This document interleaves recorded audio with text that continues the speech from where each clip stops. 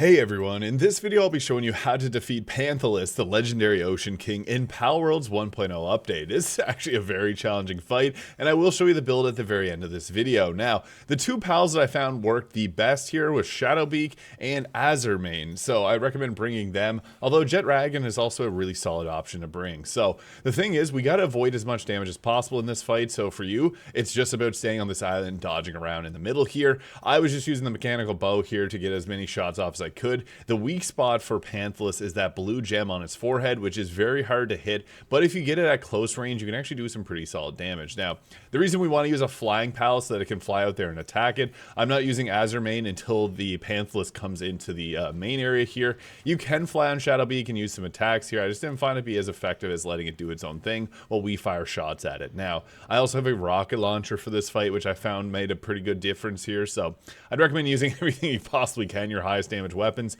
I was just rolling with the bow here to get the most out of it. So yeah, this fight is a very long one. It ended up taking me the whole 10 minutes here, but what you want to do for the wave attack there is move to the side of it or double jump. I would recommend having the double jump or triple jump boots. The dash boots are nice too, but I just found having the boots was even better. Now, whenever he spawns out in the middle here, he's going to slam down on the ground. This is when you want to bring out Azurmane or whatever lightning type pal that you got. I'm also using the special Terraria swords here. They did not do a whole lot of anything, but yeah, that's what's glowing on my back there. Whenever he flies in here, this is when we get our damage in. So I'm using the bow here and trying to hit it on the blue core there. I'm using the overheated rifle there. Didn't really do a lot of work. The multi-guided missile launcher here is pretty solid though, as I was able to stagger the boss here, which made a big difference. So yeah, when it's up close, it's going to be a lot quicker to hit you, so those double jumps are a little bit more challenging. You see I took damage out of my shield there, but firing off the rocket launcher was able to stagger him.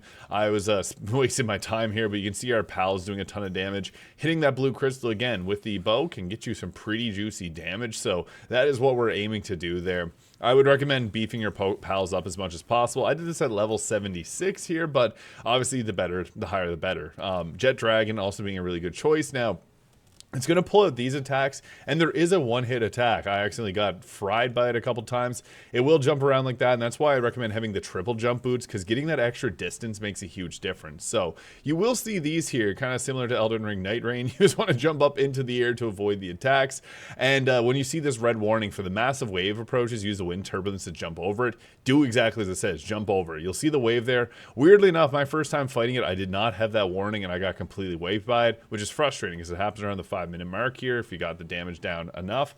He will try to pull this attack out again, so again, it's just looking for the large wave coming and finding the spirit streams to jump your way up. Now this attack is deceptive. It looks like it's going to hit you, but if you jump in between the waves there, you're going to be fine. Also, again, that attack there with the water beams is mostly just moving to the side. Those bubble attacks it pulls off, if you double jump while it's going and then glide, you're going to avoid most of the damage. And with that, you'll be able to take down Panthalus, the legendary Ocean King, in Palworld's 1.0 update. So this is the build that I use. If this video was useful, please hit the subscribe button below. I was a lower level whenever I ended up doing this. I just ended up recording this after the fact. But yeah, having your health up as high as possible is really good.